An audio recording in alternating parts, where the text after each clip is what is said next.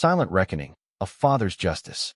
The sun hung low over the cracked asphalt of a suburban checkpoint in Richmond, Virginia, casting long shadows across the concrete barriers.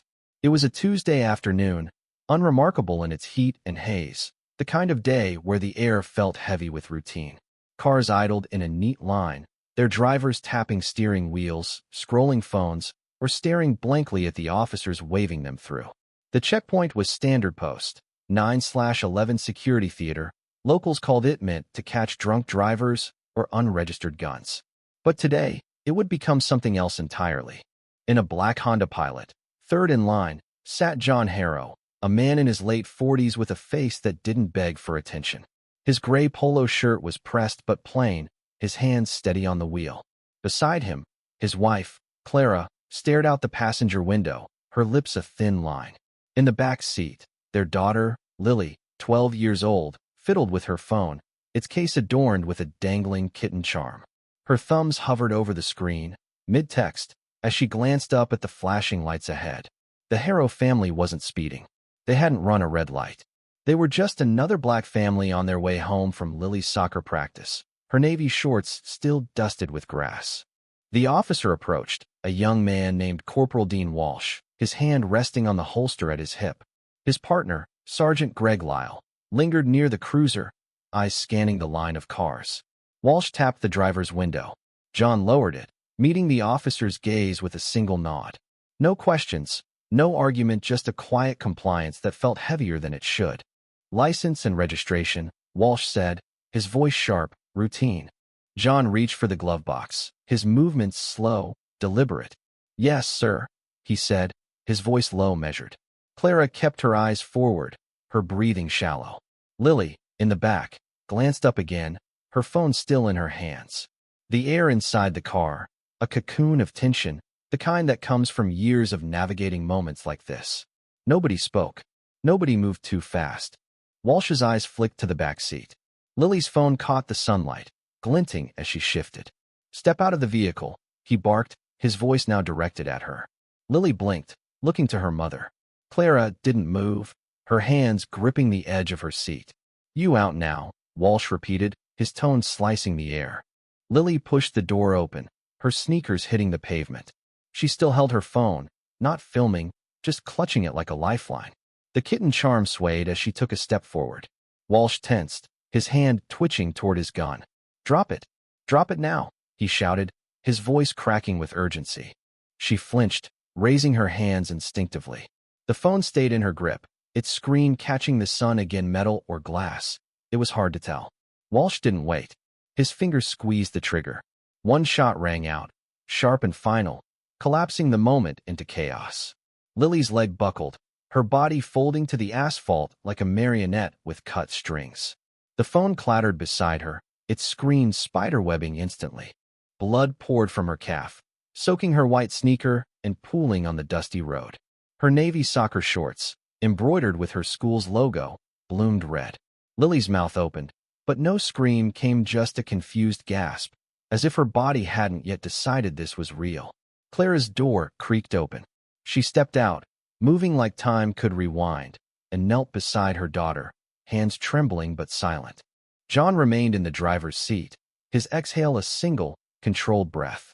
Then he stood, his movements precise, not slow, not fast, but practiced, like a man who'd walked through worse.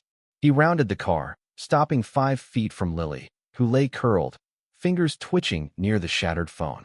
Her breath came in short, ragged gasps.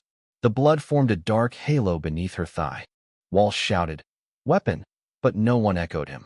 Lyle, his partner, stood frozen, his eyes darting from the girl to Walsh, his mouth twitching in disbelief. The air grew thick, the silence brutal, not threatening, just full. John's gaze shifted to Lyle, not Walsh, locking eyes for half a second. Something passed between them, not judgment, not forgiveness, but recognition. Walsh's hand trembled, his gun still raised, pointed uselessly at the ground. Sweat beaded on his temple. No one told him to lower it. No one said anything. Clara pressed her palms against Lily's leg, trying to stem the blood, her lips moving in a silent prayer. Lily whispered something, too faint to hear, her eyes rolling back before refocusing. John knelt, one knee on the asphalt, close to the blood but not touching it. His eyes didn't soften, not with rage, not with grief, but with a cold calculation that weighed outcomes like a machine. He touched the edge of the phone with 2 fingers, then looked up at Lyle again. Their eyes met, longer this time, and something unspoken clicked into place. The cruiser's camera blinked red, recording, then stopped. A faint static hummed from a radio. Bystanders began filming, their phones raised behind a growing barrier of yellow tape. Traffic backed up, horns blaring in the distance. The scene froze, except for the light crawling across the blood-darkened pavement, tracing a cruel outline around Lily's trembling leg. John stood, his posture unchanged, and walked back to the driver's seat. The officers parted around him like water around stone. One muttered, "We need a statement," but the words fell flat. John slid into the car, hands on the wheel, and sat motionless for a moment.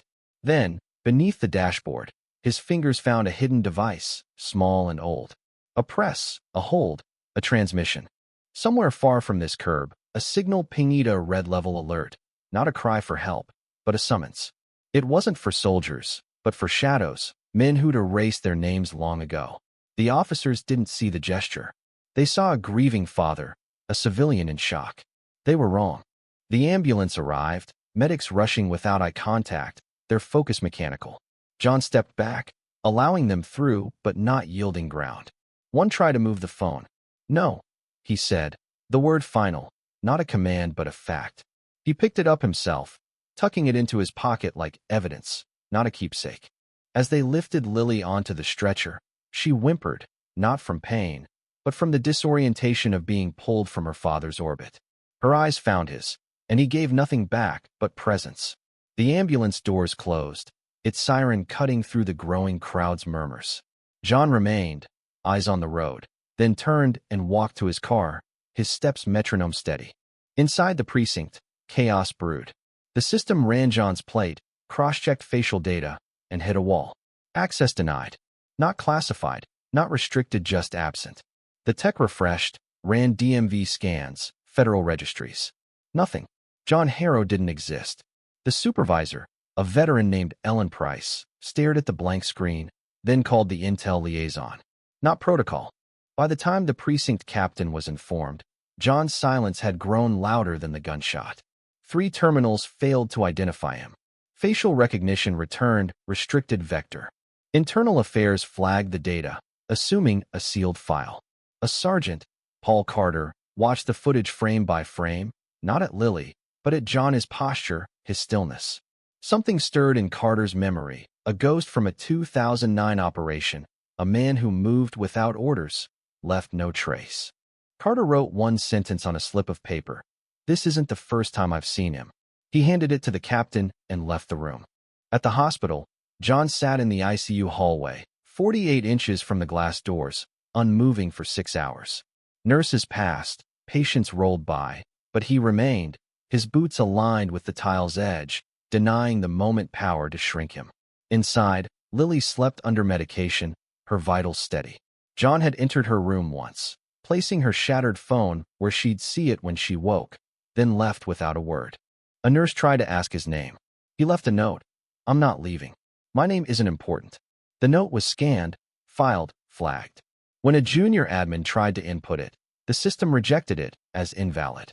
Across Richmond, 3 departments opened files on him. No one dared move. In a bar that night, Walsh and Lyle drank, their laughter loud but hollow. "It's over," Walsh said, draining his beer. "She didn't die. Nobody riots for a survivor." Lyle chuckled, but his eyes stayed dark. They didn't notice the bartender's sleeves hiding tattoos or the empty seats around them. Walsh tilted his glass, squinting at a mark etched in his idea, triangle split by 2 lines. He laughed it off, but Lyle saw it too, and under his coaster, a metal tag read, "For Lily." They checked their holsters. Their guns were gone, replaced with fake sealed barrels, scratched serials. They stood, pushed out into the night, the silence pressing like a blade at their necks. Their car waited, too exposed, too obvious. "They were close enough to touch our weapons," Lyle whispered. Walsh gripped the tag, reading it again, "For Lily." "They're not sending warnings," he said. "They're sending promises." The Richmond night was heavy with humidity, the kind that clung to skin and made every breath feel borrowed. In the ICU hallway of St. Mary's Hospital, John Harrow stood like a statue carved from silence, his gray coat blending into the dim fluorescence. 6 hours had passed since he'd taken his post, 48 inches from the glass doors shielding his daughter, Lily. His boots hadn't shifted, aligned with the tile's break, as if the floor itself had drawn a line he wouldn't cross. Nurses moved past, their sneakers squeaking softly, stealing glances but saying nothing. A janitor mopped nearby, pausing to watch, then resuming his work. John's presence wasn't loud, but it filled the corridor, bending the air around him. Inside room 209, Lily lay under a haze of medication, her leg wrapped in gauze, her pulse a steady beep on the monitor. The shattered phone, its kitten charm dangling, rested on the bedside table where John had placed it. She hadn't stirred, but her chest rose and fell, a fragile rhythm that anchored the room. John didn't enter. He couldn't.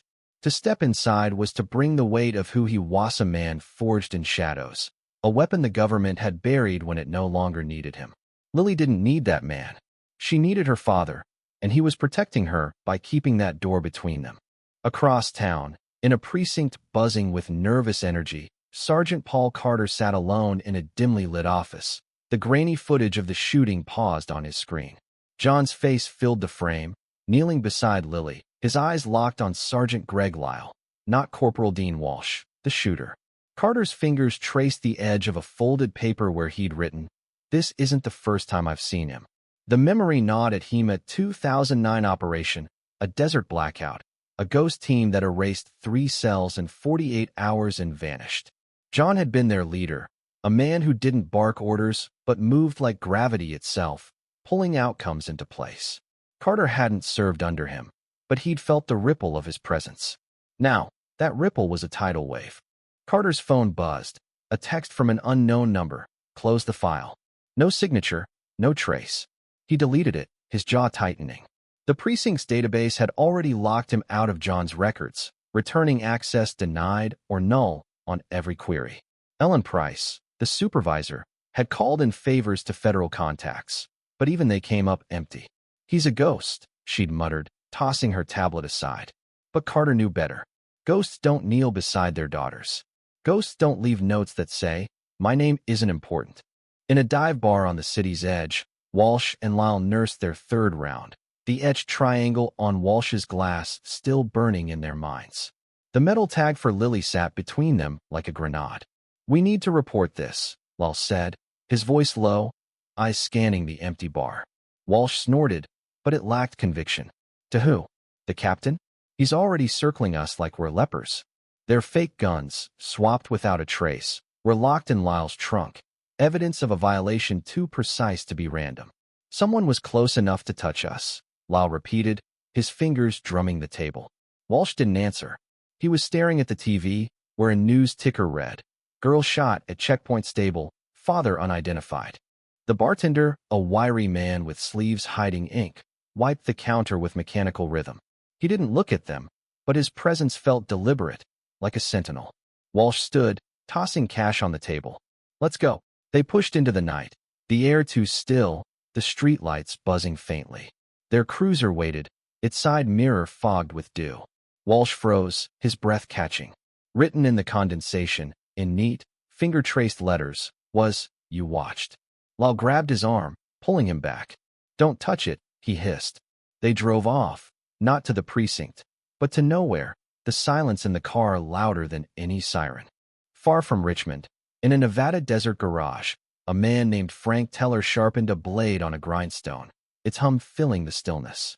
His phone buzzed once, a red-level signal, the kind he hadn't seen in 13 years. He didn't answer it. He didn't need to.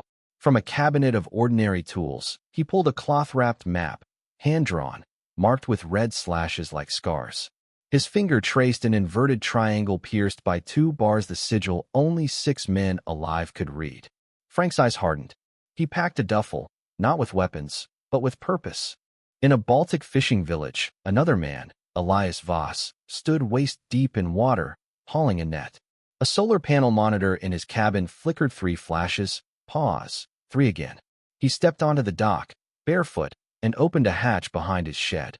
Inside, a crate held a scope, an expired MRE, and a child's drawing of two men by a burning embassy. Elias took the scope and left the rest. In Colorado, a third man, Caleb Reed, received a metal sliver in his mailbox, half a dog tag with the letter J. He unzipped a duffel packed a decade ago, checking the sidearm's weight. In the Philippines, a fourth, known as Uncle Ben, paused mid-hammer on a school roof, a shortwave radio spitting 6 digits and the word reversal. He strapped on a watch from a velvet case and tucked a photo of a girl in a soccer uniform into his pocket. Her name, Lily, was written on the back. These men, John's old unit, didn't ask why. The red level signal was a promise, forged when they swore if the system ever came for one of them, the others would answer. They moved, not as soldiers, but as shadows, converging without communication, their ritual marked by a red sigil burned into a shotgun, carved under a ring, coated on a flash drive, painted on a toy truck left untouched since a son's funeral. In a government building labeled a storage site, an AI flagged 4 dormant biometric profiles reactivating within minutes. A low-level analyst dismissed it as a coincidence. He was wrong. Back in Richmond, John hadn't moved from the ICU hallway.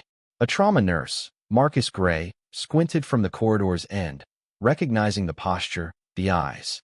"He's not a threat," Gray murmured to the attending physician. "He's why threats don't make it here." Gray had seen those eyes in Ramadi, holding a bridge for 72 hours to save civilians. The physician nodded. "Let him be." Lily stirred, her lips moving in her sleep. "Dad?" she whispered, too soft for the machines, but clear enough to cross the room. The nurse tending her froze, then turned to the glass. John hadn't flinched, but his shoulders shifted a degree, as if he'd heard. He reached into his coat, unwrapping a silver Pina falcon diving through fire, etched with a call sign only 5 men had worn. He placed it on the floor below the window. No ceremony, just precision, then stepped back. A security camera caught it, the footage stored in the cloud, flagged as low priority. But across the city, a legacy AI, hidden under a false identity, pinged. The Falcon pin was enough. An analyst received 4 characters. R3CD. Acknowledged, not alerted. John resumed his post, hands at his sides, as Lily breathed inside. At the precinct, Captain Alan Holt paced, barking at his assistant. "Run a full background. Nobody goes to shooting." 5 minutes later, she returned, pale, holding a tablet with one line. "File protected under exemption Omega-7. Violation attempted. Logged." Holt threw the tablet, cracking its screen. In the hospital's parking garage, a black sedan idled, a man in a suit watching the doors, jaw locked. He didn't speak, didn't move, just waited, as if the world might collapse. John felt the shift, the air tightening like a noose. He didn't need to see the sedan or hear the precinct's panic. He'd activated a system older than their databases, one that listened not to orders, but to signals. His silence wasn't surrender, it was strategy. And now, it was echoing. The next morning, a whistleblower site hosted overseas received a file, raw footage of the shooting, unedited, with audio of Walsh's shout, Lily's fall, and John's restraint. It spread, inbox to inbox, courtroom to newsroom. A desk sergeant watched 15 seconds, flipped his chair, and ran it up the chain. Arguments erupted, but the truth was out, replicating in dark corners of the internet. The precinct lit up, but it was too late. In a basement under Warsaw, a man with a scarred jaw unfolded John's map. The Falcon seal burned into it. He stood, moving without a word. In the Mojave, another ticked a box on a replica map, the protocol live. The system that buried them was waking, not in panic, but in recognition. Something was Kaminga correction, drawn by ghosts. The dawn broke over Richmond, Virginia, with a gray haze that seemed to hold the city in suspension. St. Mary's Hospital stood quiet, its corridors humming with the soft rhythm of machines and muted footsteps. In room 209, Lily Harrow's eyes fluttered open, her first conscious moment since the shooting. The monitor beeped steadily, her legs still wrapped, but her gaze was clear, searching the room. "Dad?" she whispered, her voice dry but unwavering. The nurse, a woman named Sarah Klein, froze mid-step, her tray of water trembling. She crossed to Lily's bedside, heart pounding. "He's here," Sarah said softly. He's always been here. Lily's brow furrowed, her eyes drifting to the window. Nothing was there, just the slate sky, but her stillness suggested she felt him, a presence woven into the walls. Sarah didn't interrupt, sensing the moment's fragility. Across the hall, a janitor, Henry Wells, paused his mop, his phone already in hand. He snapped a photo of Lily, awake, sunlight touching her face. No filter, no zoom, just truth. He uploaded it anonymously with 3 words: she asked for him. By noon, the image had been viewed 10 million times, the hashtag he never left blooming like a pulse across the internet. John Harrow wasn't in the hospital then. He'd slipped out at dawn, moving through the city like a shadow, his gray coat blending into the early mist. 32 miles away, in a forgotten patch of pine forest, he knelt on frostbitten soil beside a half-collapsed shed. The ground was hard, but John didn't hesitate. He retrieved a shovel, its handle wrapped in plastic, and dug with 4 precise strikes. Beneath the earth lay a steel box, scorched at the edges, secured by a magnetic lock. A thumb press, 3 swipes, and it opened. Inside, no weapons, just a hand-drawn map, sealed in plastic, tracing not terrain but systems, agencies, collaborators, communication lines. 2 names stood out in red ink: Falcon and Rook, call signs for Dean Walsh and Greg Lyle, the officers who'd stood by as Lily bled. John unfolded a thicker sheet, stamped with an obsolete military format: engagement protocol. 6 empty checkboxes waited. He marked the first with a pen from his sleeve, then heated a metal stamp of Falcon through fire. Etched with R-Pand, pressed it into the paper, the edges singeing. He placed it in a single-use transmitter, coded 72H/initiated, and buried it beneath a stump. The signal would ping a satellite every 8 minutes, then deactivate. 1 message, 1 trigger. He burned the shovel's handle, scattered the blade, and left no trace. Back in Richmond, the precinct was a pressure cooker. Captain Alan Holt stared at a blown-up still from Walsh's body cam, time-stamped from a case he'd marked inconclusive last year. A black teen, hands up, bleeding on the pavement. Holt's own note: not actionable. Subject: not seriously harmed, mocked him, juxtaposed with a medical report: skull fracture. 6 days in ICU. The room was silent, not from shock, but confirmation. A whistleblower site had leaked 12 cases, each tagged with excessive force. Minor, racial identifier, buried by design. Officer texts, memes, and jokes like he fit the profile surfaced, exposing not mistakes, but a system working as intended. Holt tried to blame the chain of custody, but audit logs showed his access, his approvals. He was summoned to a closed session, where the truth turned against him. Across the city, screens lit up courts, newsrooms, back channels showing officers laughing as suspects bled, a child dragged by the collar, a man tackled despite compliance. The archive wasn't broken, it was precise, and now its cracks were widening. At 3:47 a.m., a man in a maintenance uniform entered the precinct's delivery dock.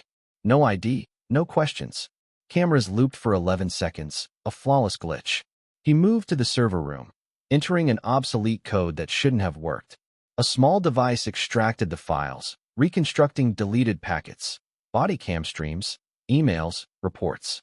He left before the shift change. The files sent to 5 inbox civil rights groups: a prosecutor, a public defender, a retired IA agent with a note: these were never yours to bury. John's old unit was moving. In Warsaw, the man with the scarred jaw read the sealed map, then vanished. In the Mojave, another ticked the second box. In Prague, 4 men gathered in a decommissioned facility, placing personal relics on a table: a lock of hair, a crayon drawing, a pacifier on a dog tag, a one-eyed dinosaur. They were fathers, too, bound by a pact that if the system struck one, it struck all. One carved Lily into a bullet, not as a symbol, but a record. Another played the raw shooting footage: Walsh's shout, Lily's fall, John's restraint. They shot her, one said, so they shot all of ours. They nodded, coding the evidence for release. In a downtown community center, a hearing on officer conduct was underway, its agenda sanitized for the press. Suits, moderators, and locals with signs filled the room. Then John walked in, unannounced, down the center aisle. The moderator's voice faltered. Cameras scrambled. John reached the microphone but didn't touch it. He said two names, Dean Walsh, Greg Lyle. The words landed like thunder in a church. I'm giving you 48 hours, he said, low and calm. Not to resign, not to apologizito surrender. He turned and left, the room erupting behind him. No one followed. Outside, a 9-year-old boy, Marcus Tate, saluted him not military, but personal. John nodded once and walked on. The cameras caught it, the moment going viral. He never left trended, murals of shadows holding back fire sprouting across Richmond. The mayor's vague statement the city is committed to transparency was ignored. John's words were an appointment with inevitability. At the hospital, Lily sat up, her blanket smoothed by a nurse. A volunteer asked if she wanted to send John a message. Tell him I saw him, she said, even when my eyes were closed. The volunteer wrote it down, puzzled but moved. A photo circulated, Lily awake, John's silhouette faint in the courtyard below. She wasn't alone, the caption read. Newsrooms cracked, journalists mapping John's silences like a campaign. In Detroit, a child told her teacher, "It means you don't have to say you're here. You just stay." Dean Walsh was unraveling. In a motel outside Richmond, he typed an email, "I'm being followed. There's a camera under my car." He sent it, got no reply. The parking lot felt wrong, the air too still. He crouched, found the lens beneath his chassis, cold and staring. He didn't scream. He opened the car door. The explosion was precise, shredding the cabin, throwing him to the asphalt. Paramedics arrived too fast, one whispering something Walsh didn't catch. In the ER, a nurse handed him a phone with a video. Walsh, off-duty, slamming a black teen to the ground, laughing, saying words no court could spin. The screen went black. Walsh dropped it, the silence crushing him. Greg Lyle tried to rewrite his story, staging a fake mugging in a grocery lot, screaming about retaliation. The footage vanished in 17 minutes. He begged his old commander, now in private security, for protection. "You stood there," the man said. "You messed with the wrong bloodline." Lyle drove a stolen car to the hospital, badge flashing, slipping into the ICU. He reached Lily's door, hand trembling, telling himself it'd be quick erase the evidence and the threat. He opened the door. John stood inside, half in shadow, gray shirt and black boots. Not tense, just present. "Out," John said, or lie beside her. Lyle's breath caught. He turned, walked out, and never spoke again. The Richmond skyline glowed faintly under a moonless night, its lights flickering like a city holding its breath. In the ICU of St. Mary's Hospital, Lily Evans lay propped against pillows, her eyes tracing the ceiling tiles as if they held secrets. The bandage on her leg was smaller now, but the scar beneath would stay, a map of the day her world broke. She didn't speak much, but when she did, her voice carried a clarity that made nurses pause. A volunteer, delivering fresh linens, hesitated at her door. "Your dad's out there," she said, gesturing vaguely toward the window. "You want me to tell him anything?" Lily's gaze didn't waver. "Tell him I saw him," she said, even when my eyes were closed. The volunteer nodded, scribbling the message, sensing its weight without understanding it. Outside, the courtyard was empty, but a faint shadow lingered in the morning's memory, captured in a viral photo. A silhouette, head bowed, gone before the shutter clicked. The caption "She wasn't alone" had cracked open something in Richmond, turning John Harrow from a ghost into a presence felt in every corner of the city. John wasn't at the hospital now. He'd slipped into the night, moving through Richmond's alleys and backroads like a whisper. His gray coat blended with the shadows, his steps silent on the cracked pavement. He wasn't running, wasn't hiding, just moving with the precision of a man who'd mapped this moment years ago. In a decommissioned training facility outside Prague, his old unit Frank Teller, Elias Voss, Caleb Reed, and Uncle Ben stood around a table littered with relics of their past. A lock of hair, a crayon drawing, a pacifier, a one-eyed dinosaur. The air was heavy, not with grief, but with calibration. They weren't here to mourn Lily's pain. They were here to ensure it wasn't buried. Frank, the tallest, scar tissue peeking from his collar, unrolled a hand-drawn tactical web, connecting Richmond's pressure points, precincts, courtrooms, media hubs. "Response," he wrote in pencil across the top, underlining it once, then adding, "Honor." Elias inserted a flash drive, playing the raw footage of Lily's shooting Walsh's shout, her collapse, John's restraint. The room stilled. They shot her, Caleb said, his voice flat. So they shot all of ours. Ben paused the frame on Lily's blood spreading across her soccer shorts, typing 2 lines of code to encrypt the drive. The evidence was ready, already spreading through dark corners of the internet. Back in Richmond, the precinct was unraveling. Captain Alan Holt stood in a closed session, sweat beading on his brow as a projector displayed his own words, not actionable. Next to it, a medical report detailed a teen skull fracture. The room didn't gasp, it judged. 12 leaked cases, each a wound in the department's armor, had ignited a firestorm. Footage of officers laughing, dragging kids, tackling compliant suspects, filled screens across the city. Internal chats he fit the profile were quoted in courtrooms, editorial rooms, and living rooms. The system hadn't failed.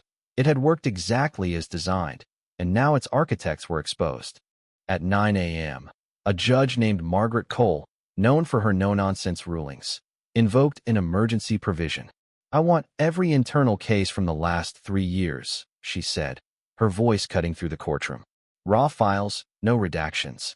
The precinct's IT team stalled, claiming scattered archives, but Cole didn't blink.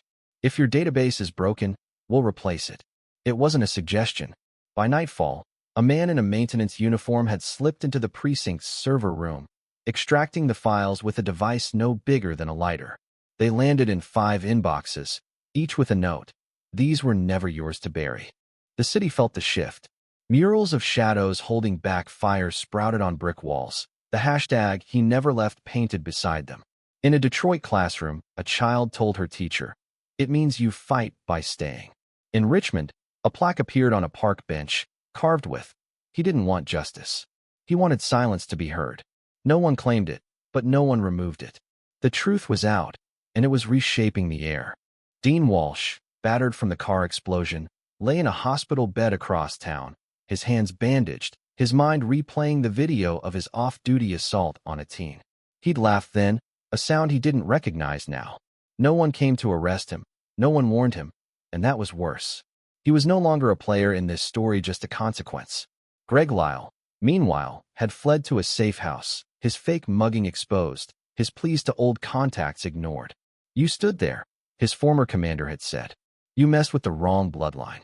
Lyle's desperation peaked that night. He drove a stolen car to St. Mary's, flashing his badge to slip past a tired nurse. The ICU was dim, Lily's room unguarded. He told himself it'd be quick, silence her, erase the threat. He pushed the door open, heart hammering.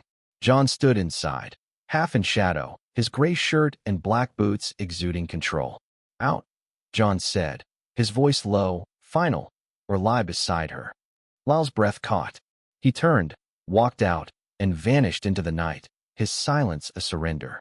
The next morning, a 12-second audio leaked on a dormant military forum. John's voice, steady as steel. "If I die, don't forgive them. If I live, those who hurt my daughter will pay. Not for revenge, but because they woke something buried." It spread like wildfire, mirrored to 300 channels, translated into 7 languages. Forums buzzed with old call signs Ghost 3 and stories of a man who jammed drones with panic pulses, who made generals blink without speaking. "He doesn't shout," one post read. "He calibrates." The phrase "if I die, don't forgive them" became a doctrine, not a threat. A civilian analyst flagged it as radical in emotional truth, warning it invited consequence, not war. The Department of Defense stayed silent, Homeland Security mute. John didn't need to speak again. His voice had cracked the narrative, exposing the fracture in a system that buried truth to save face. In a bunker beneath a federal complex, a meeting convened. Homeland Security, DOD, legal advisors, and Colonel Nathan Rhee, retired, who'd trained John. A single email lay on the table. "I will not move if they surrender within 24 hours. You decide." No signature, no trace. Rhee spoke last, his voice gravel. "He's not testing you. He knows what you are. This is a courtesy." The room recoiled. "You trained him," a Homeland official said. Rhee's eyes narrowed. "We trained the vessel. He built the intent." The general, silver-haired, warned against action. "He's not a suspect. He's a fail-safe protocol we hoped we'd never wake." His last deployment left a city uninhabitable for 3 years. That was restraint. Termination options drones. Toxins were shelved. Kill him, and we crown him, the general said. Ree leaned forward. You're not afraid of his skill. You're afraid of his restraint. He's letting the system implode, chasing his shadow. The 24-hour deadline loomed.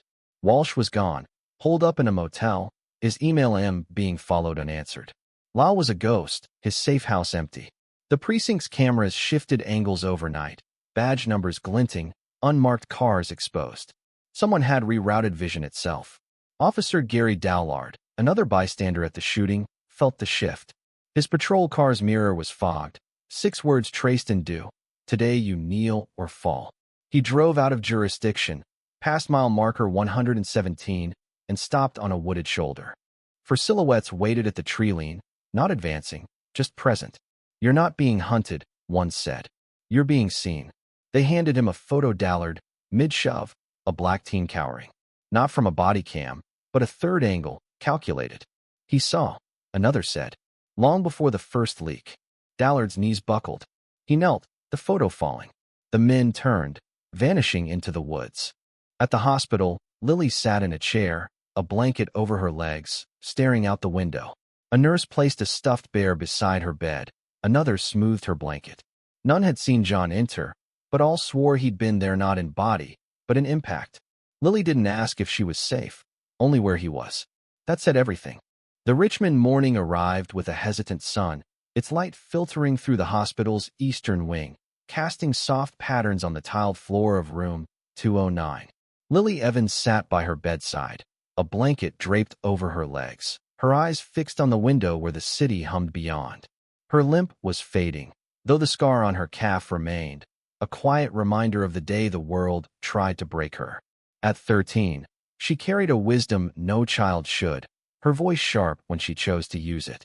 A nurse, Sarah Klein, adjusted the 4-drip, glancing at Lily's calm face. You're looking stronger, Sarah said, her tone gentle. Lily nodded, her gaze unwavering. Where's my dad? She asked, not with fear, but with certainty, as if she knew he was near, even if unseen. Sarah hesitated, then smiled. He's never far. She didn't elaborate. No one did. The hospital staff moved differently now, their steps deliberate, as if tending to something sacred. A stuffed bear sat on Lily's table, a blanket smoothed by unseen hands. John Harrow's presence lingered, not in flesh, but in the air, in the way nurses paused before entering, in the quiet that wrapped the room like armor. John hadn't returned to the ICU since Lily woke. He'd vanished into Richmond's shadows, his gray coat a fleeting glimpse in the city's margins. But his absence was as deliberate as his presence had been. He'd walked through the old house on Maple Street, a modest clapboard where silence had replaced the noise of family life. He wasn't there to hide, but to face a final debt. The weight of it pressed against his chest, not as guilt, but as duty, a truth he'd carved from years of violence and restraint. In the precinct across town, Captain Alan Holt resigned at dawn, his badge left on a desk littered with leaked files. The 12 cases excessive force, buried under policy closure, had ignited a firestorm that no press conference could douse. Courtrooms buzzed with raw footage, newsrooms dissected officer texts, and churches held vigils where people didn't pray for peace, but for clarity. Judge Margaret Cole's ruling had forced open the department's archives, exposing a system that didn't fail but thrived on silence. The truth, once unburied, was relentless, reshaping Richmond from the inside out. Dean Walsh was a shell, holed up in a motel outside Roanoke, his hands still bandaged from the explosion that had maimed his car and his nerve. The video of his off-duty assault haunted him, its laugh a stranger's cruelty he couldn't disown. No one came for him, not police, not reporters, but the mirrors did. Every reflective surface, from gas station bathrooms to diner spoons, carried faint etchings. For Lily, he stopped looking at his own face, afraid of what it reflected. Greg Lyle had disappeared, his safe house empty, his staged mugging a footnote in a story that didn't need him. But Gary Mallard, the third officer at the checkpoint, couldn't run. The photo from the woods, him shoving a teen, captured from an impossible angle, had broken him. He'd knelt by mile marker 33, not from threat, but from the truth. The 4 silhouettes had given him a choice he'd never had: face it or fall. He chose to face it. Mallard drove to the house on Maple Street at dusk, his hands shaking, his badge heavy in his pocket. The cracked sidewalk felt like judgment under his boots. He didn't knock, just dropped to his knees on the porch, the gravel biting his palms. The silence was heavier than any courtroom. When the doors shifted open, John stood there, not with anger, but with exhaustion.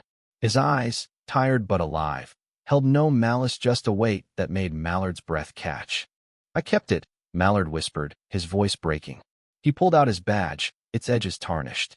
"I thought it meant something. I thought maybe I kept it to forget." John didn't respond, letting the silence strip the words. Mallard stepped forward, placing 2 items on the porch, the badge, still damning, and a photo of Lily, smiling in her soccer uniform, unbroken. Her joy hurt more than her pain ever could. "What do I do?" Mallard asked, not for redemption, but for direction, a man lost in his own wreckage. John's voice was steel and fire. "You tell it. Every shift you looked away, every report you buried, every time you stood behind the wrong wall. Tell it raw, until your voice is gone and your soul has nothing left." Mallard swallowed. "It won't be enough." "It's not supposed to be," John said. "This isn't atonement. It's an assignment." He pressed the badge into Mallard's hand. "Carry this, not to wear, but to remember what happens when authority is held without accountability." He folded the photo into Mallard's coat pocket. "This is for her. You don't deserve it. That's the point." Mallard took both, their weight burning, and walked away, his steps those of a man who'd never sleep again. He didn't hide the badge, didn't drop the photo. When asked where he was going, he said, "To speak." The next day, Mallard stood before a community center packed with reporters, activists, and silent families. His voice trembled as he began, not with excuses, but with truth. "I stood there," he said, holding up the badge. "When Lily Evans was shot, I didn't stop it. I didn't question it. I've buried cases, ignored screams, laughed when I thought no one saw." He listed incident dates, names, faces he'd erased. The room didn't applaud, didn't jeer. They listened, the silence a mirror to his shame. By nightfall, his words were online, a confession that didn't heal but wounded deeper, forcing others to look at their own complicity. John's unit, Frank Teller, Elias Voss, Caleb Reed, and Uncle Ben had dispersed, their work done. The map was complete, its boxes ticked, the protocol sealed. They'd never sought vengeance, only to honor a promise. If the system struck one, it struck all. The leaked files were their legacy, a correction drawn in code and shadow, delivered without flourish. In Prague, Frank burned his map, the ashes scattered. In the Mojave, Ben tucked Lily's photo away, its smile a reminder of why they'd answered. At the hospital, Lily was discharged, her mother, Clara, pushing her wheelchair through the lobby where staff stood quietly, their eyes soft with unspoken respect. A mural outside, painted overnight, showed a shadow holding a child from fire. The words he never faded scrawled below. Lily paused, staring, then looked at her mother. "He didn't leave," Clara said, her voice steady. Lily nodded, her hand tightening on the stuffed bear. John returned one last time, not to the hospital, but to room 209, hours after Lily left. The door was empty, ajar, as if waiting for him. He stepped inside, the space still warm with her presence. He didn't sit, didn't touch the bed. He stood by the window, his silhouette faint against the dawn. The moment was brief, complete not because it lacked meaning, but because it held it all. He'd protected Lily, not from bullets, but from the storm of his past, the man he'd been trained to be. She'd seen him, even with eyes closed. That was enough. He left, passing nurses who didn't notice, his steps fading down a stairwell no one used. By morning, he was gone, no camera catching his exit, no sign out, just an absence like steam off glass. The precinct didn't reopen his files. The media didn't chase his name. An unspoken agreement had settled over Richmond.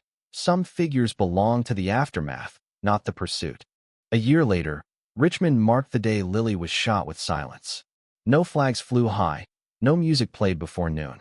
People paused at doors, looked deeper at neighbors, honoring a moment that needed no words. The plaque on the park bench, he didn't read justice.